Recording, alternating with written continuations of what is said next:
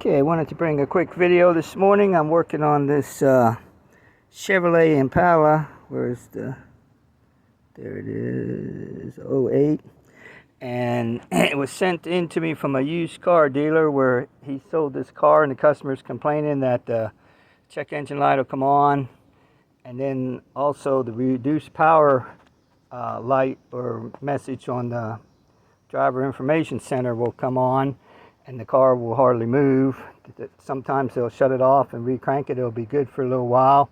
Sometimes the car will just cut off, and same thing, they'll shut it off and re-crank it. So we tested for codes, and this 0575 is just a cruise control switch. That has nothing to do with it. But this P0651 5-volt reference circuit, and it shows that it has failed since the DTC was cleared. So somebody's cleared this once before and the code has come right back. And so I looked up that code, and these are the things that will cause that code. The APP sensor 1, that's the accelerator pedal position sensor. If it's short to ground or short to voltage, the TPS, which is the throttle position sensor, both 1 and 2, also short to voltage or ground. The CPS is the crank position sensor, same thing, short to voltage or ground. And then the brake booster sensor, same thing, shorted to voltage or ground. And so I pulled up a wiring schematic because it has two 5-volt references, reference 1 and reference 2. And these are all the things, just like that first page said, that are powered by the 5-volt reference 2, the APP, the crank sensor, the TPS, and the brake booster sensor.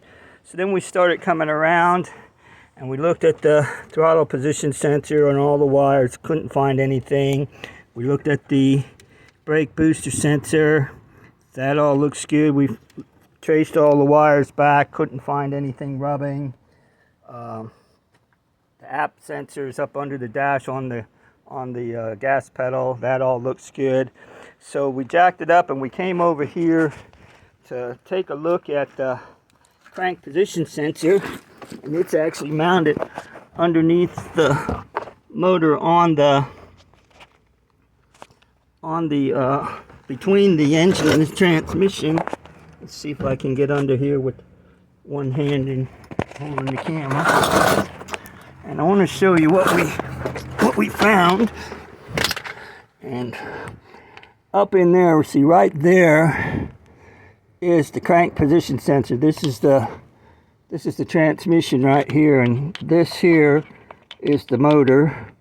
And see that sensor with the silver tape, that's heat tape. That's the crank position sensor, and that actually looks pretty new. I bet that was replaced. They didn't say they replaced it, but there's no grease or nothing, and everything else around here is covered with oil, and so I'm going to say they replaced that. But then when we trace the wires back, can you see that right there? There's a bare wire. There's actually 3 wires right there. There's another bare wire. And that wire right there that we're looking on the left, that is the 5-volt reference signal going up to the crank position sensor. So we have to pull this harness down and cut a part of this wiring right there. You can see another spot where it's deteriorated. All this oil on this insulation causes the insulation to just deteriorate and peel away, and then you have bare wires. And just from the car running, see, this wire isn't secure. See how it's moving? So as it moves, it hits against the oil pan, and when it hits, see, you can actually see right there where it's hitting. And when it hits, it grounds the 5-volt reference, and of course that makes it go to 0. And so everything that's on that 5-volt reference quits working because it needs 5 volts to work. And so one of the things is the crank position sensor. And so that's when the car cuts off. And so It may be, I'm not sure why it doesn't cut off all the time. It may be that with that grease and stuff, it's not pulling the sensor all the way down to 0. Maybe it's pulling it down just a little bit. But once it gets below the calibrated threshold, which they don't tell us what it is, it's probably 4.5 or 4 volts. It sets the reduced power and trying to protect the system, and it starts shutting things down, and so that's when you have that symptom.